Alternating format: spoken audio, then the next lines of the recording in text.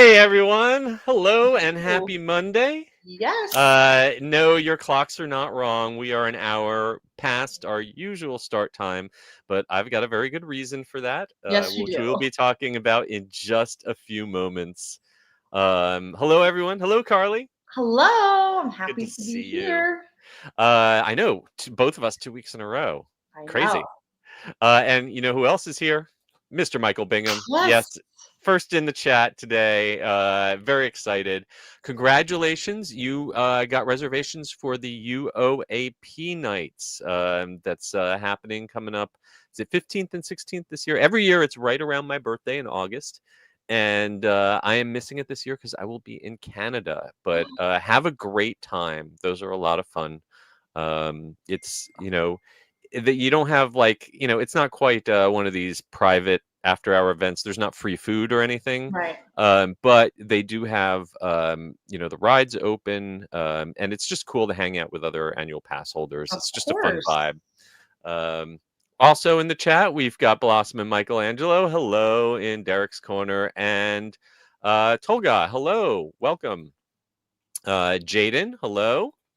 Lots of folks showing up, and we've got some fun stuff to talk about. So, what do you say? You want to go ahead and do this thing? Let's do All it. right, let's jump into it in 3, 2.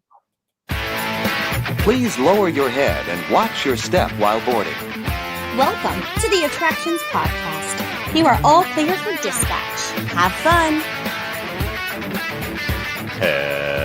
Hello, everyone, and welcome to the Attractions Podcast, sponsored by MEI and Mouse Fan Travel. I am Seth.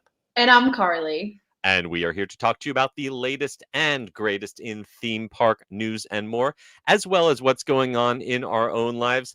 Carly, what have you been up to this past week? I have been laying low. I have a lot of summer travel coming up, so I'm just trying to get, the pieces of my life somewhat in order. It's been a busy first 6 months of the year for a lot of us in the theme park world, so I have been laying low. Yeah. I did just do something exciting, which I've been wanting to do for a long time.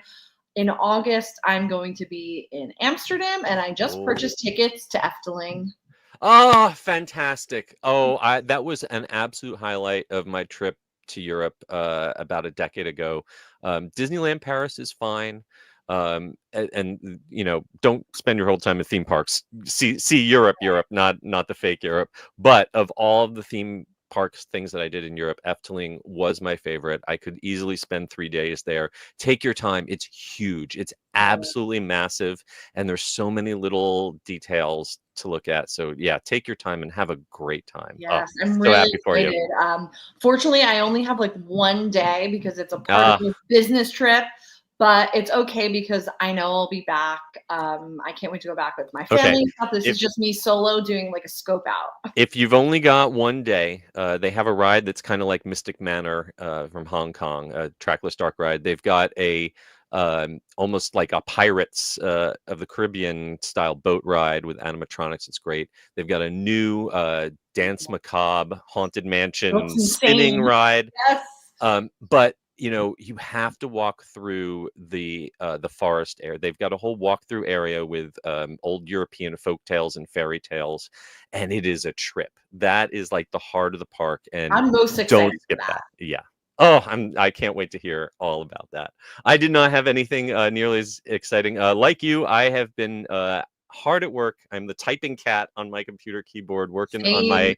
I've got a book to turn in today, and I've got another book to turn in a couple of weeks. Not a big deal. Nah, no big deal. But I did take a couple visits to Epcot this week. I was there a little earlier, and then I was there actually this morning, which is why we were starting the show a little late. Ooh. And the reason I was at Epcot is our very first piece of news in the queue.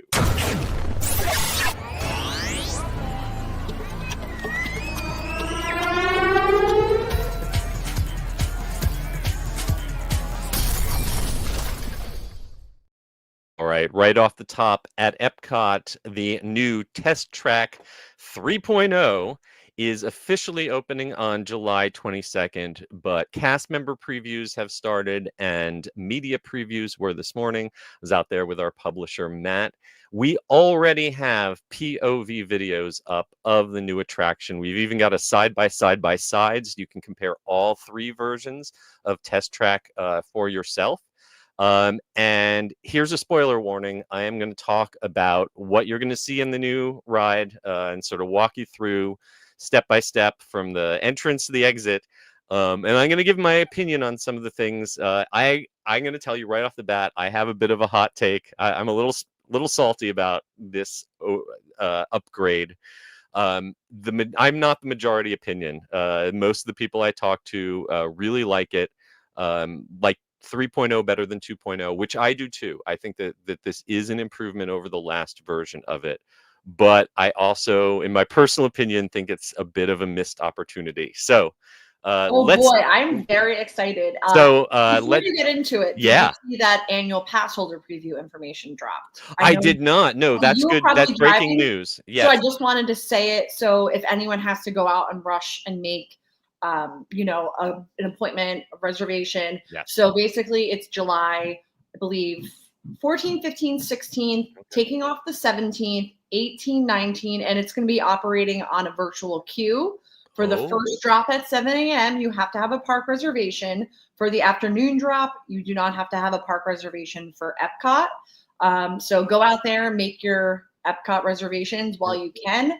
I already had an Epcot reservation. I just checked like an hour ago to see if they were still available, and they were. So go do it. And a virtual queue for annual pass holders. Do we know if that virtual queue will be around on the 22nd and beyond for regular folks? I did not see that. They just said, I believe, correct me if I'm wrong. We just got rid of the virtual queue at Tron and Guardians. Yes. I think so this is how it's going to operate for annual pass holder preview. Prepare, book, get ready. All right. Maybe. We got to hear what you think. Yeah. Well, maybe after you hear this, you won't want to rush out quite so fast. But let's, I'm going to talk about the pros and the cons. And we're going to start right outside of the attraction where they did a really nice job getting rid of that big junky canopy, cleaning up. You can see the building. There is sort of an awning that comes out, providing a little shade for the cast members who have to work the entrance. But I think it looks much cleaner, more classic. It's a nice job refurbing the outside of it. Then you walk into the very first section of the queue. And this is not hugely different than the old queue. You still have displays of some concept cars. In the first room now, you have 3 different concept cars. One that's from the late 20th century, one that's about a decade old, and one that's kind of brand new. And you've got some screens showing short clips of historical concept cars, bits of automotive past. The good thing about this first room is that they've opened up the windows, so you've got tons of natural light coming in, which is great. And you can actually see the cars going through the high-speed turn at the end from inside the queue. So that's nice. And they also opened up the window to the spiral lift at the very beginning of the ride. This is something that was part of the old Test Track. They covered it up for years, and now you can see again guests in the cars going up into the first section of the ride. So that's really nice. What we don't have in this first part of the queue is any kind of information or education or even cluing us in on who we are and why we're there. And this is something that carries through the entire attraction. And I talked to a couple Imagineers, and they gave me kind of disappointingly vague answers. It was very clear that the original Test Track, we are safety engineers who are there for the safety testing of a car. The second version, we're more like concept designers, and we're having to balance power versus aerodynamics. But we have a role to play. We have a reason to be there. Our purpose for being there at Test Track 3.0 is that we are guests at the transportation pavilion. We are basically consumers of General Motors products, but we have absolutely no active role to play. And you'll figure that out when you get to the second room of the queue, which used to be the interactive pre-show where you would build a car. This was the kind of thing that was a lot of fun for kids, especially the first time. I could do it once a year, and that would be plenty for me. I did it, I think, literally once, and just used my same stupid blue vehicle with crazy tires forever. And it wasn't my favorite part of the attraction, but it did give the guests a thing to do and a role to play and a purpose for being there. And that is completely ripped out. Where that pre-show room was now is just some switchbacks. There's a couple displays of more concept cars and some information on eco-friendly materials that they're using. But again, there's no narration, there's no text, there isn't even like a QR code to scan if you want more information about what's going on. We were there giving a guided tour by one of the Imagineers who pointed out, like, these are actual concept cars, this is representing that. But if you didn't have an Imagineer there telling you what it was supposed to be about, it's just stuff. It would be lost on you. On the positive side, though, it's not as claustrophobic as the queue used to be.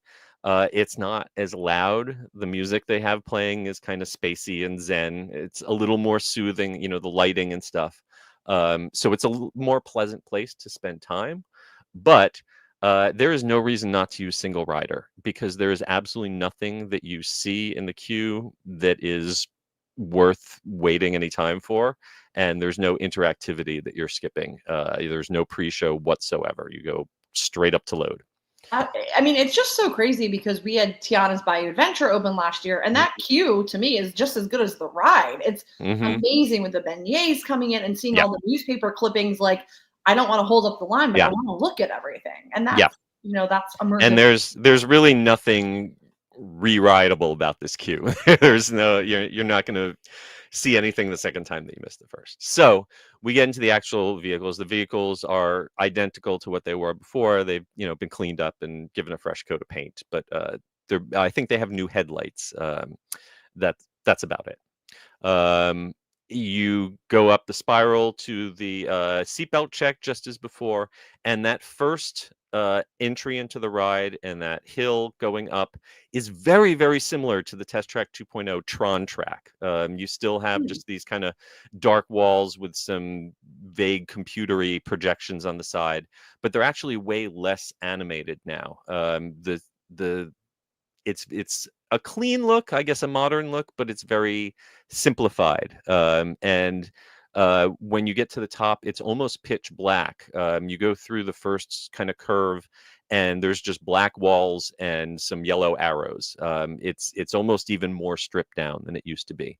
As you Interesting. So let me ask you, like, before you ride the vehicle, there's nothing that's telling you, like, there is no information. There's a male and a female voice that narrate, but they don't really provide any in-depth factual information. They're not they talk about, as for example, as we come over this first hill, you have one of, I think, the nicest effects in the whole new attraction is you see sort of a city street laid out before you, and it's a mixture of a physical set and then a big digital wall that's a set extension, and it's using squinching. So as you come down the hill, the perspective changes, and it's a really nice effect. And then you hear the voice saying, now let's see how I see the world. And presumably you're hearing your car's voice. And everything gets colored with little colored dots. And this is probably trying to show you computer vision, or LiDAR, which is like a laser radar kind of system that they use for sensing depth. But they never use any words like LiDAR, or they don't get technical in any way, shape, or form. They don't really explain. They just sort of say, here's a cool thing, without doing any more than giving you the most surface level explanation of it. Very interesting. I mean, this seems like it could have been like a cute car character. They could have started from the very beginning of the queue, even if it was. There isn't a personality. Merch or Yeah, it doesn't have a name. It doesn't have. There isn't a personality. It's just sort of a generic female voice. So where the two braking tests, first you would originally see what your car was like without anti-lock brakes and then with brakes, is now a computer vision test where a a car is pulling out of the road and you're swerving to avoid it. And then the second section is just an acceleration into what they say is an example of a smart road that can charge your vehicle, which is, I think, something that Tesla was talking about a while ago. Yeah. And stuff like that was maybe in our previous president's infrastructure bill, but I don't see smart highways being built anytime soon. Then you go into where originally you would get heat blasted and frozen and then sprayed with a robot arm. Now you're driving through a modern home's garage. And it's some nice physical sets with some props. There's probably a couple Easter eggs that I haven't quite caught in there yet. But you go past these reflective mirrors, these walls. We used to have one on the side that would sort of show the airflow of the aerodynamics of the car you're in. Now we have that sort of thing, but there's three of them. So you see yourself once on one side, then on the other side, and then back. And what it's doing is showing different options for body styles you could have on your car. I guess the idea someday you'll be able to just swap out the shape of your car anytime you like. Like a phone case. Yeah. So this is basically the exact same effect that we've had on the California version of Tower of Terror 20-something years ago, where you've got a mirror that's got a Pepper's Ghost overlaying graphics over it, which was neat, but it was actually extremely dark and dim. I was kind of confused. It's definitely not. It doesn't seem to be using like an OLED, one of these bright displays. It was actually each time I did it, it seemed kind of dim and foggy. So that one's sort of a half and half. Next, we get into, I think, the part of the ride that I was looking most forward to. This is the hairpin turn acceleration, the winding road, and the idea was that they turned this from just being a black industrial area to we're supposed to be outdoors. We're taking a joyride on the Pacific Coast Highway. We see trees. There, you even hear they mention it's fun to be free, and you hear just a few notes from the old "Fun to Be Free" song. That's what I was excited for. It's only like 3 or 4 notes. Like if you know the song, you hear just a hint of it, but they don't even play the whole song out. Well, I have read a few spoilers, and now I'm just thinking, wow, people are really stretching because they made it seem like that song's playing the entire time. No, I mean, I'm addicted to the old music of Walt Disney World and Epcot CD, and I know every note of the World of Color. Right. I'm sorry, World of Motion music. And I was really straining for it, and I noticed, a few notes here and there, especially once you're going into it, but it's not a whole big orchestral version of the original song, unfortunately. And then we had this gorgeous piece of concept art that made it look like there was this sunset, shining this vista over the ocean, and we saw a waterfall off to the side. The beautiful vista is literally just a painted flat that's got a scrim in front of it, but it's not digital. There's no animation. There's no, I was looking forward to something like when they used to do the nighttime safaris at Kilimanjaro, and they'd have those LEDs shining through the trees. Nothing like that. It's literally just a painted backdrop. And I rode 3 times. I did not see any waterfalls. So we go into the tunnel. We swerve out of the way of the same truck that's always been there, except now it's got a shell that sort of looks like a Tesla Cybertruck over top of it. And I will say the lighting here is nice because it's totally pitch black, and they just light it up just at the last moment. So it does give you a good jump scare. And as we come around the corner, just before we launch into the outdoor section, we see what is the single biggest improvement to the ride. That moment before you launch, you basically go into a big Omnibax dome, and you see a futuristic city around you with monorails and flying cars. It looks very much like the prologue and the Promise mural from the old Horizons queue. It's a really gorgeous moment, and you're there for like a second and a half, and everyone they're like, I want to spend more time in that room. But you zoom right out of there, you do the exact same outdoor lap as you always did, and you hit those brakes chunk exactly as hard and uncomfortable as you always did. coming into the unload, there are a couple TV screens showing what looks like a Chevrolet commercial, but no sets or scenery or props or anything whatsoever to see. And you get off, and you go Wow. to the post show.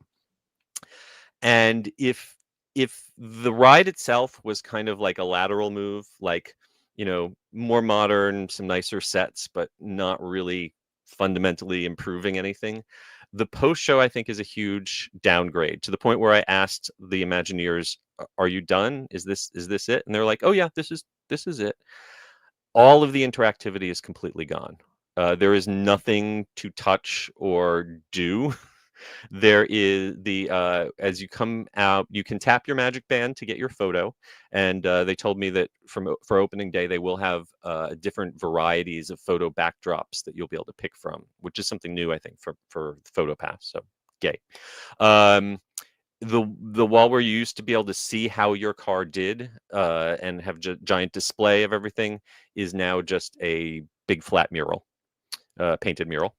The circular room where you would be able to make your own car commercial, everything has been stripped out of there, and there is a sports car sitting in the center, and someone standing there trying to keep you from touching it. So like a showroom. It's a showroom. That is exactly what it is. And then when you walk into the final room, where there used to be the tables where you could race the cars, and there were a couple interactive computer things, all the interactivity has been taken out. The photo op where you could pick a background, take a picture against, is gone. All there is cars behind fences for you to look at. You can't even, at least for most of them, I don't think you can even get in them and sit inside anymore. You just look at them from the outside. Had them literally fenced off. The gift shop is not done yet. They didn't have it stocked, so I can't say anything about that.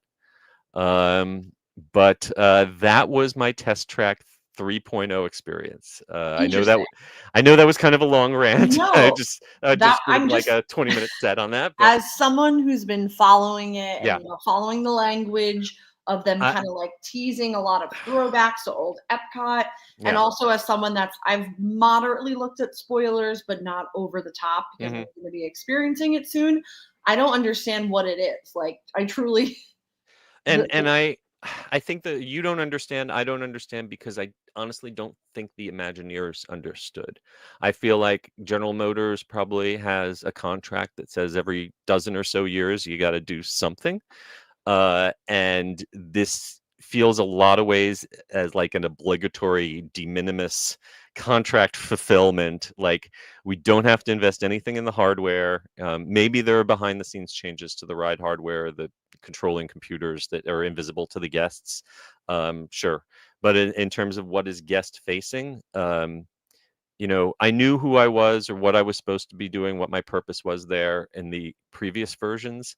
Our only real purpose to experience Test Track now is to experience the pleasure of driving and the future of transportation in a completely vague, non-specific way.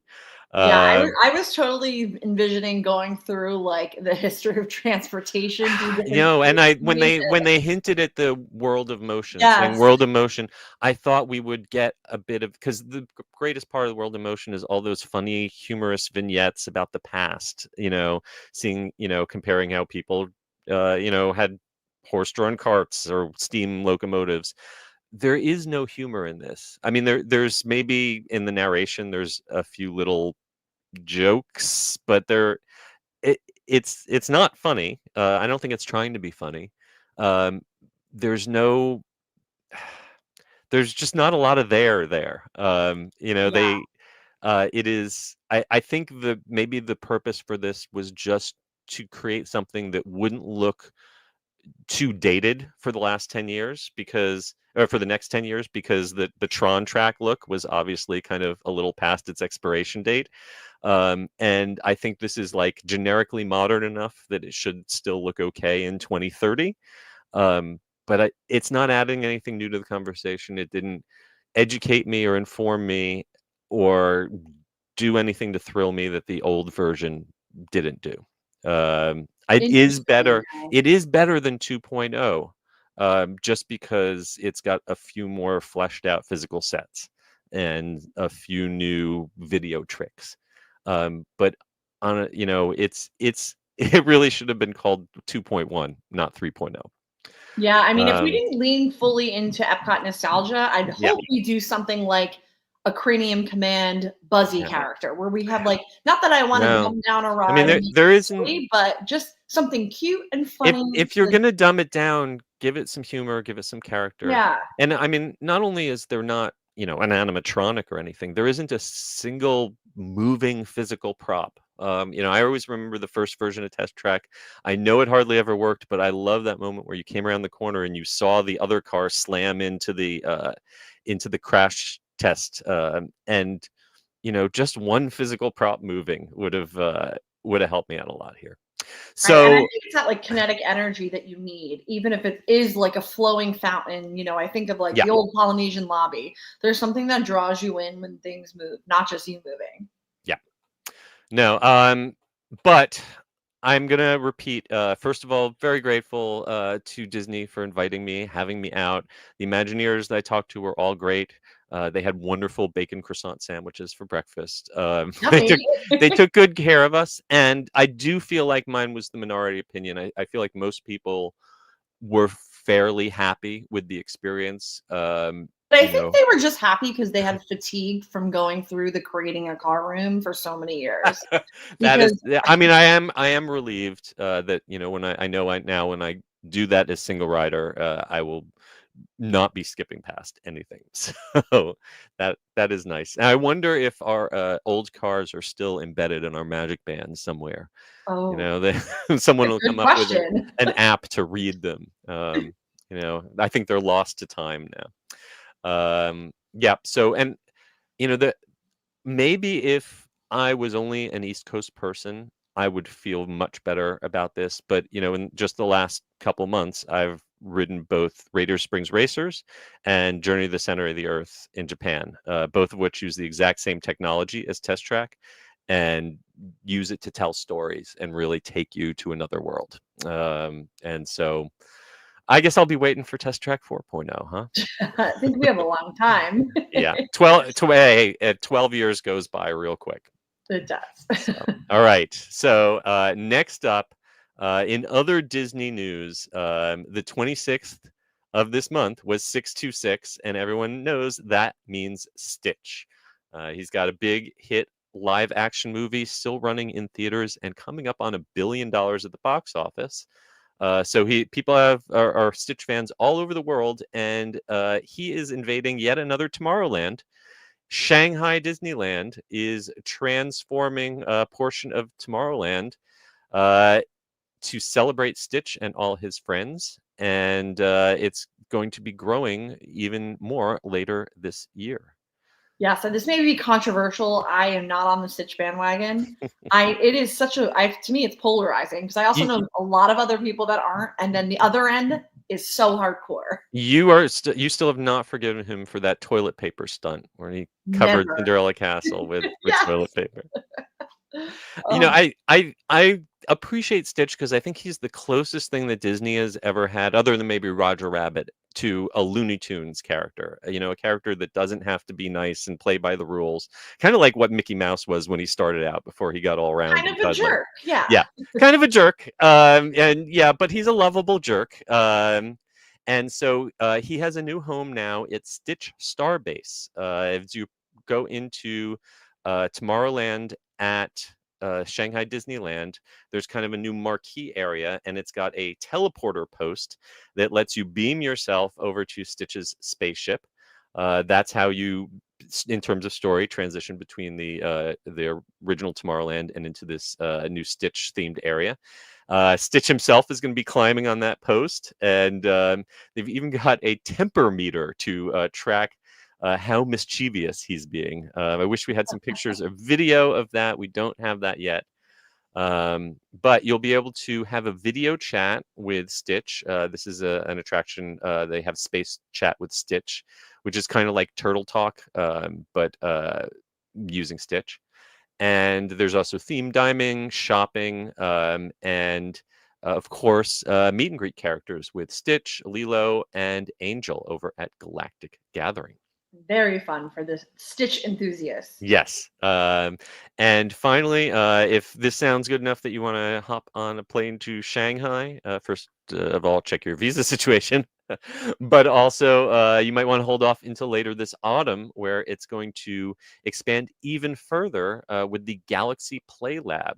This is an interactive game zone that's going to complement Stitch's takeover of Tomorrowland. Yes, I would love to go to Shanghai. Yep.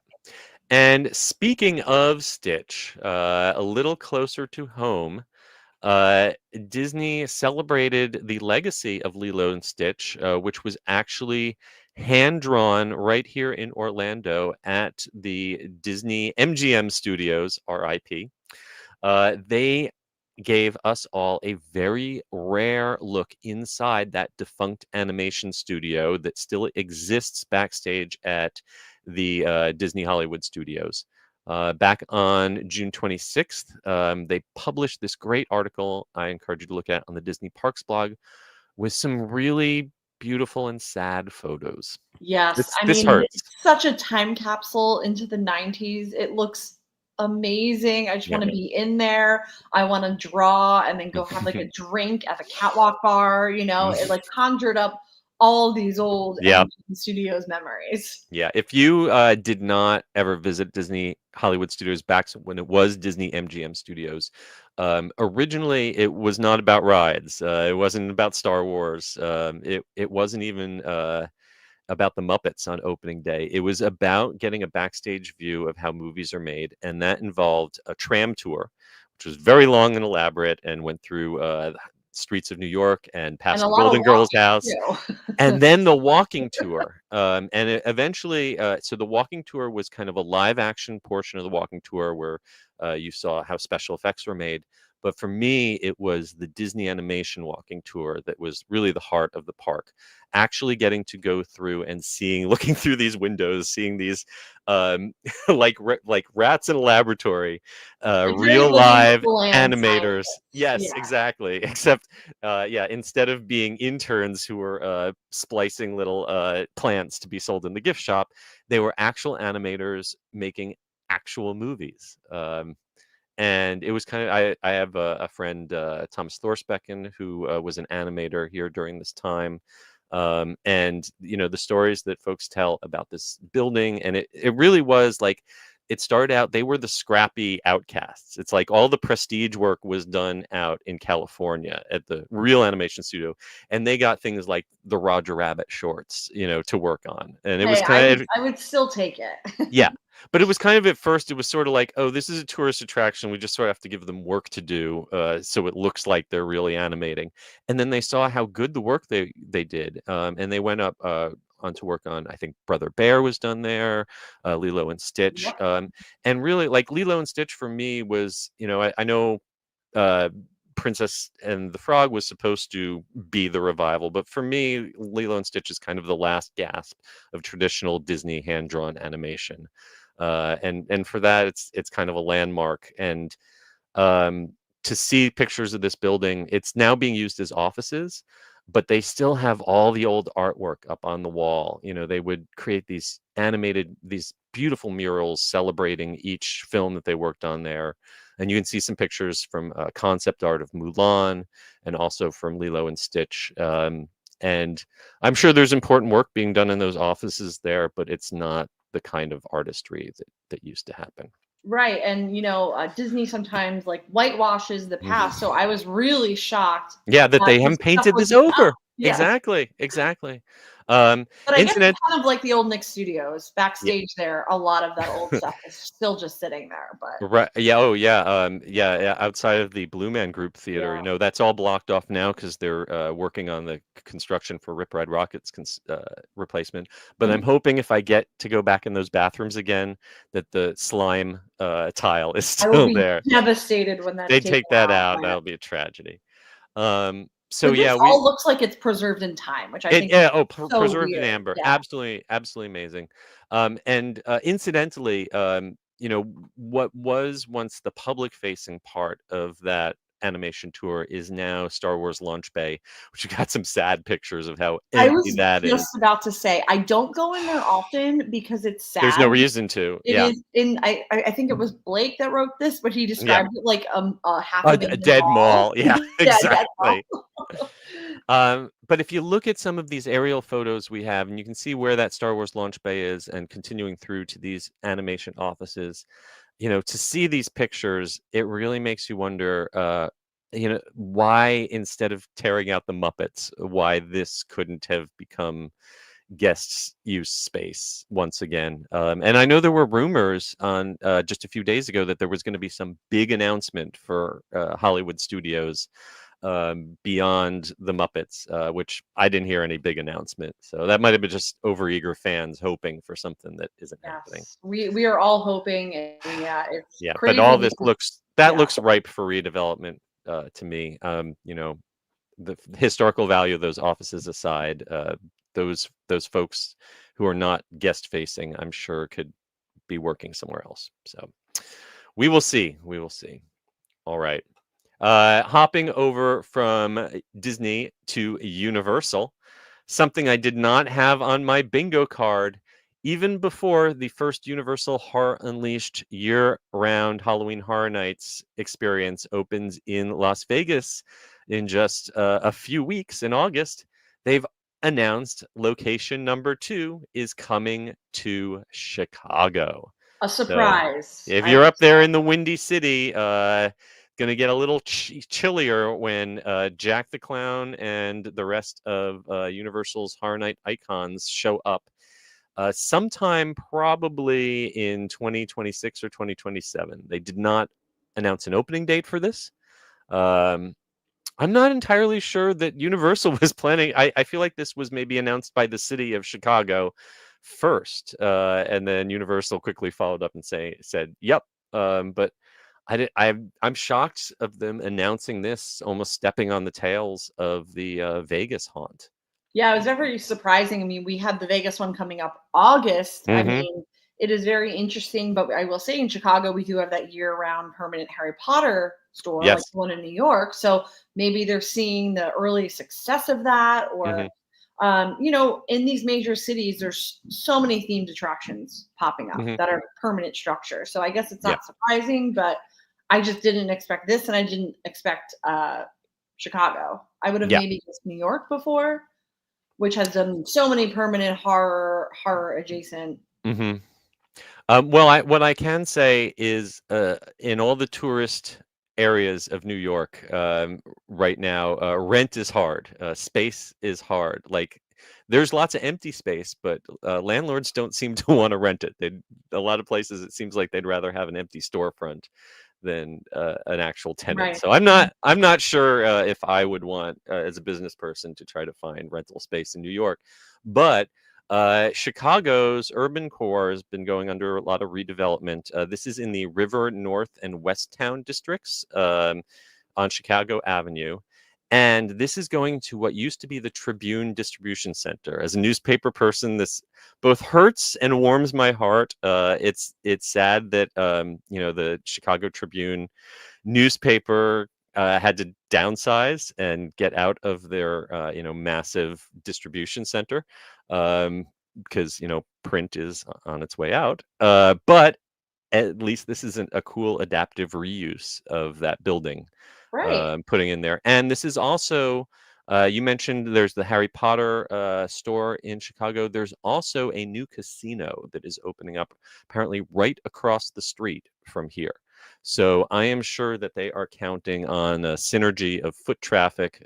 You've got Vegas, casinos on one side of the street, haunted house on the other side of the street. Looks like they might have picked this location for the very same reason. I mean, that makes a lot of sense. People follow the money to casinos. Yeah. So on the one hand, I'm a little nervous for Universal because, as we saw with Disney Quest, Chicago is where location-based experiences sometimes go to die. Disney spent a lot of money and with no results on Disney Quest Chicago. So I hope they don't wind up in the same situation.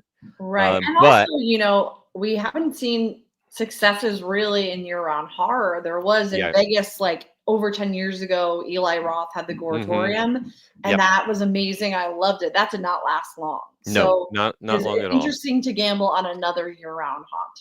Yes, and I think so. I actually think this might help the Horror Unleashed brand overall to have a second location because I think that for a year-round haunt, you need constant seasonal updates. People are not gonna want, Halloween Horror Nights. It's like we've got this 1 month or whatever to get in as much as we can, and we'll go through the same haunt night after night after night. But when you're paying on a per visit basis, I don't think you're going to have locals repeat visit if there aren't changes.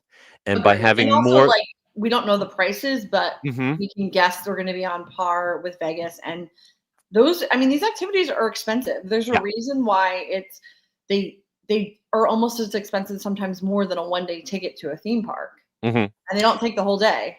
Yeah. But in this case, by having a second location, what that means is that when they are done with something at the Vegas location after a year or so, they could rotate it around to Chicago and then bring in a house that was in Orlando to, just keep it going around. Because I don't think there's a huge amount of crossover. Las Vegas and Los Angeles have a big crossover market. Chicago and Las Vegas, maybe not as much. So you could keep each location fresh without having to build new sets and props each time. You just travel them around. It's kind of like what Absolutely. Six Flags did with their roller coasters for years and Right. years. So And in maybe, Chicago, you could do a lot of business retreats, yeah, conventions. yep, a lot of possibility. So obviously they are really enthusiastic about this concept if they're doubling down before the first one's even open. So I'm excited to get out there and see it when it Me does. too. All right. Sticking in the Midwest, Cedar Point is opening not one, but two roller coasters. One's an opening, one's a reopening. And we have POVs on our YouTube channel and our website, so you can check them out for yourself. Sandusky, Ohio, one of the roller coaster capitals of the world, has now running Siren's Curse, which is an absolutely terrifying looking tilt track coaster. It's the first one of its kind in this country. And Top Thrill 2, which had a rough opening season and only ran for a few weeks last year, is now open and running full time. I Okay, gotta so say, I'm not really a scared person. I'm a little scared. I'd say of these two, The tilt. which one scares you more? The tilt one? I don't know, or the 2.0, knowing that it Yeah. was only open for 4 days. Right? So we've talked about these coasters both before in the past, but just for a quick refresher, June 28th, official opening date for Siren's Curse. This is the tilt coaster where you go up out and the entire track is on a pivot and tilts from horizontal to completely vertical, holds you there for a few seconds, and then drops you face first straight forward It towards the ground. chills when you Yeah. said hold you there for a few Yes, seconds. that's the key. That's the hold.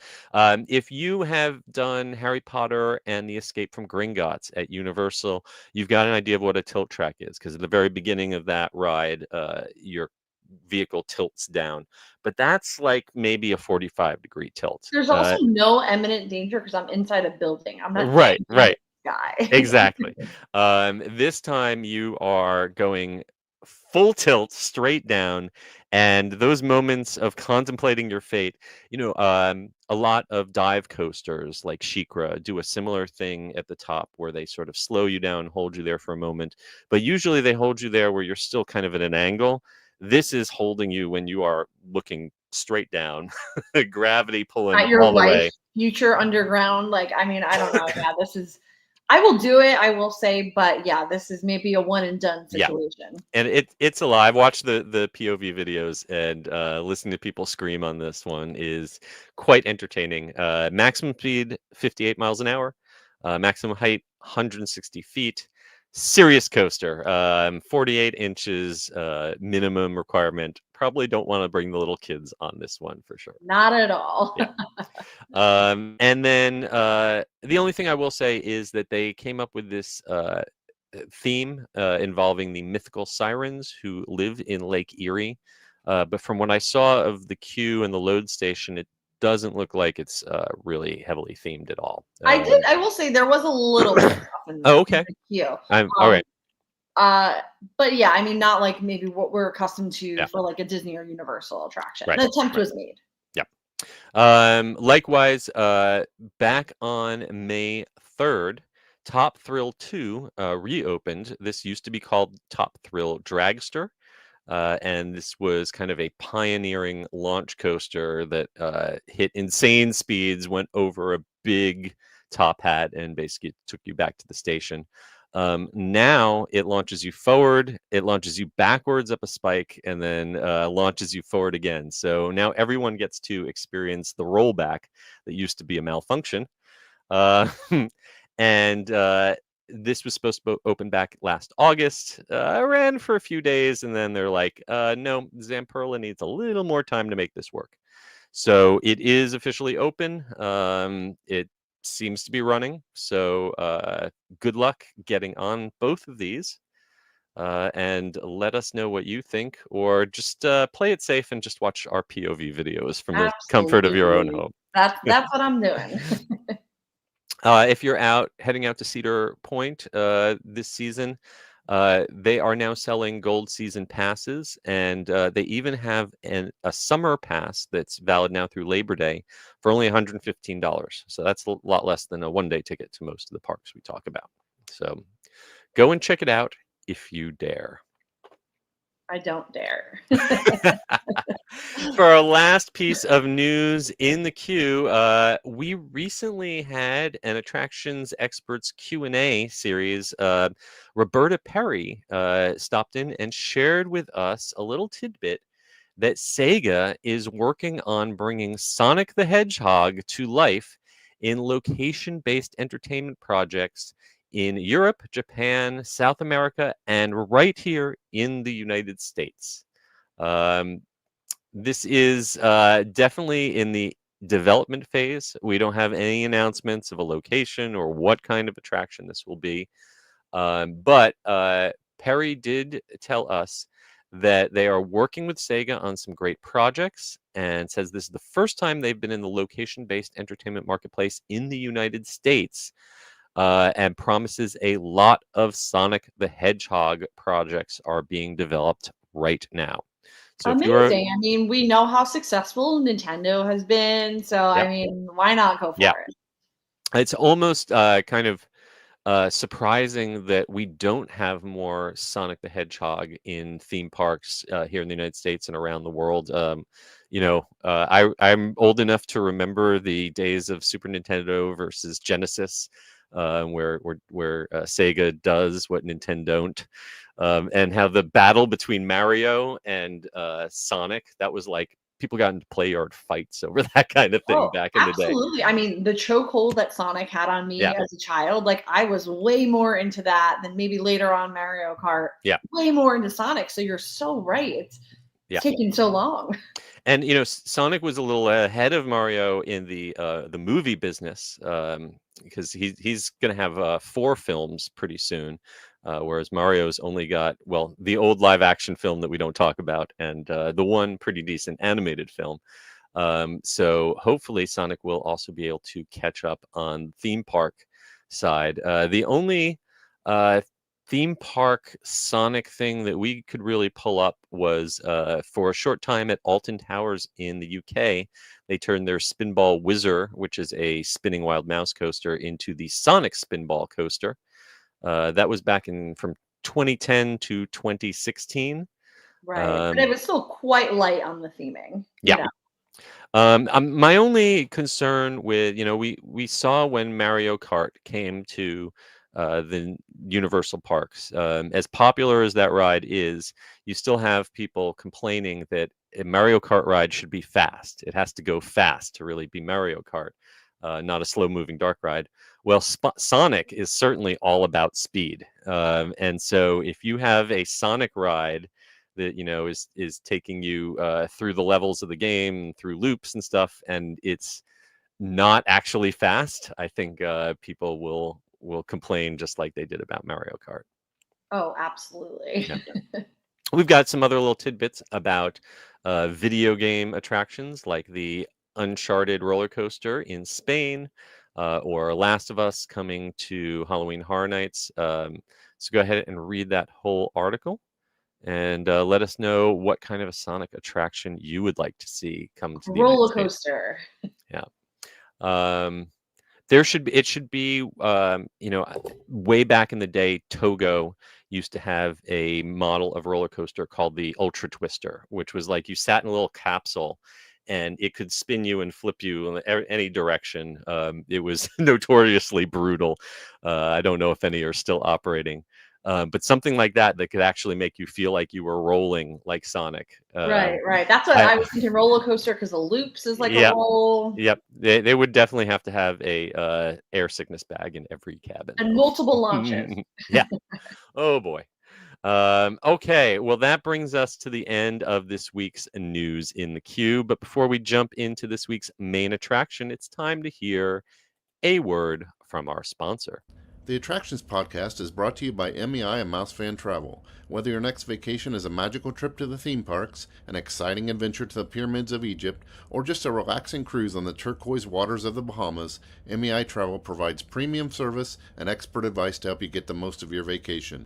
They are always free of any hidden fees or costs to you. Visit them at mei-travel.com. It's time for the main attraction! All right, and for this week's main attraction, we are diving back into Halloween Horror Nights. Last week, we talked about the Spooky Empire panel that I attended where they announced El Artista. Well, today we're taking a closer look at the protagonist of El Artista. His name is Sergio Navarro. He is a brand new original character for Halloween Horror Nights 2025. And there was a lot of chatter going around. Is Sergio an icon or not? Yes. Well, we've got Mike Aiello's opinion, and I'd say that. I love these dialogues about what is an icon. It's like, it's a construct. It's in your mind. It's a very big mind game. Yes, absolutely. Well, Universal kind of trapped themselves with that one by kind of building the foundation of the kind of golden years of Halloween Horror Nights, which for me, that's like 2000 through around 2015. That kind of span for me is the golden years. And a lot of the most memorable years of Halloween Horror Nights that people grew up with were built around an icon. Jack the Clown being the first icon, but also the director, the caretaker, the usher, Bloody Mary, even Fear itself. And back in the day, they were very clear about establishing this is the icon. Everything revolves around this character. They influence the whole event. Moved away from that over the years as IP became more important. The icons kind of got dialed down, especially since year 20. We've had some cameo appearances from icons, but not really focusing on the way they used to. Well, this year we have this house that we talked about called El Artista, a Spanish haunting, and we talked about how the theme of this house, especially the conservatory, which is one particular room inside this house, its influence is spread thematically throughout the entire event. Laura Saul said this is going to be the most immersive Halloween Horror Nights they've ever done. And the aesthetic of this conservatory, which is late 1800s, Gothic, stained glass, vines, that iconography is going to spread throughout the park. So the person associated with this imagery, and is Sergio. Sergio. In costume and makeup as an actor. I love that. He narrated a little teaser. He is an artist, kind of loosely inspired by the Spanish architect Gaudi. And his career is on the downslide. He's having trouble, he's artistically blocked. So he goes to this place called La Casa Creacion, which is a manor deep in the woods, a place where dreams come to blossom, as he says in his narration, but not necessarily in a good way, because the grounds are infested by the spirits of the artists that came before him, and a deep sense of evil overtakes Sergio's mind. It influences his art, and it forces him to paint these terrifying portraits, and the spirits are trying to use these paintings, they're compelling him to paint, to break through into our world. So all I know is I am excited to see a lot of bounding for Sergio, yes. and also I art think influence bounding, like with paint, and I don't know. I think this is really cool. Yes, I can definitely see him becoming the kind of cult figure that people dress up as, cosplay as, for sure. But is he an icon? Well, Mike Aiello was specifically asked about that, and he's sort of in a middle ground. He is more than just another character in another house, but he is less than an official canonical icon, though he could be considered icon-ic. So specifically what Mike Aiello had to say was the word icon is a heavy word. It is, because yes. people attach so much meaning to it. So he says that, while he's not necessarily going to call him an icon, he's going to say they have identified this character as a way for them to tell their story. And again, that's, the most important thing for Aiello and the rest of the Halloween Horror Nights. They do fan service. They recognize their fans. They appreciate their fans. Yes. They put things in there just because they know that the fans are going to go crazy about it. But that's not their main motivation. Their main motivation is, what is the story we want to tell? What is the best way to tell that story? And so for this year, Sergio Navarro is the character, very important character that helps give a beginning, middle, and end to the story. But don't call him an icon, at least not yet. No, not yet. I mean, I feel like it's a great way, one, to fan service, two, to tie the whole event together, and then you don't want to label it too soon. You want to wait and see how people react. Yeah, absolutely. And they have said that in the past, that the creative team didn't create the icons, the fans created the icons. The creative team creates the characters, but it is the fan attraction, attention, enthusiasm that So if everyone's makes them thirsting icons. for Sergio, he Yeah, might. exactly. Yes, Halloween Horror Nights thirst trap. Yes. But it doesn't stop there. As we mentioned last time, we had a feeling that last week was going to be a big week for original house announcements, and it sure was. We talked about in last week's podcast that they had announced Hatchet and Chains Demon Bounty Hunters, a spin-off from last year's Slaughter Cinema 2 house.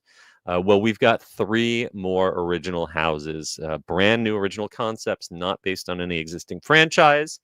The first one announced on June 25th, Dolls Let's Play Dead. Love it.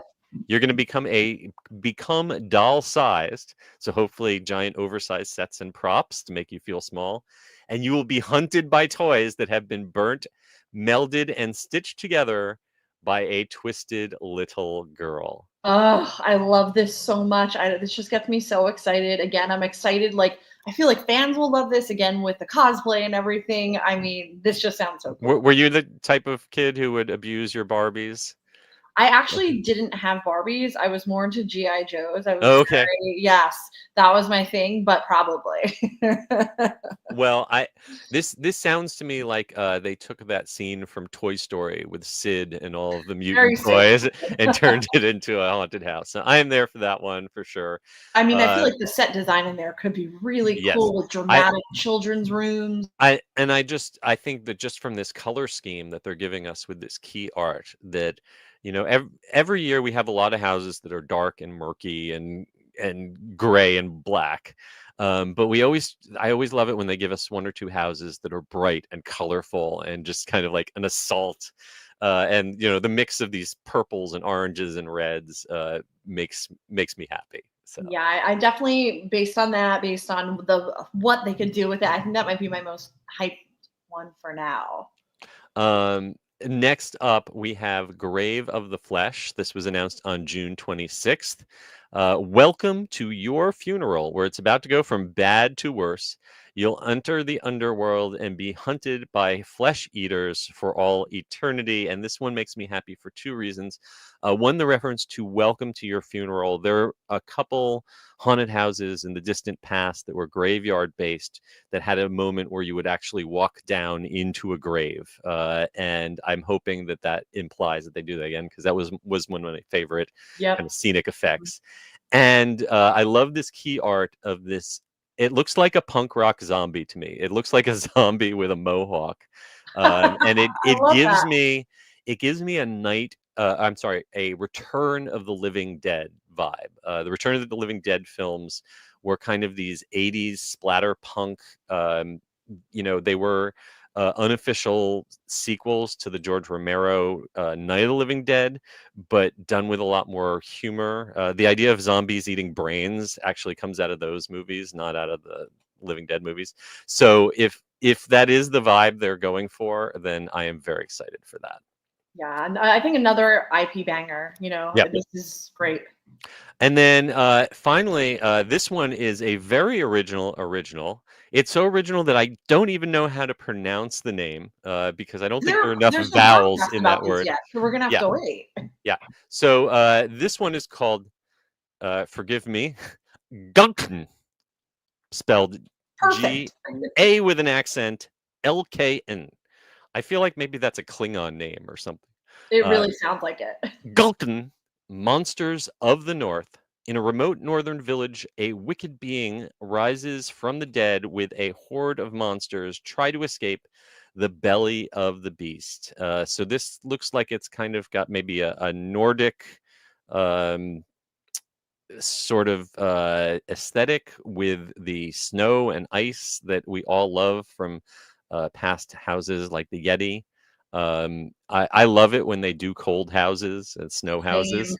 And then this creature design for this kind of, I don't even know quite how to explain this demon that looks like it has antlers coming out of its head. But It's there's like a also moose or something. I don't yeah, know, moose lady. Yeah. yeah, and she's got a very mean looking wolf along with her. So I'm really curious to see what kind of characters they've come up with for this one. I'm always excited for the original houses. And I guess it means that next we should maybe get some more IPs announced. There's some that have been very heavily rumored. So hopefully we'll finally get confirmation. Yes, I'm very excited.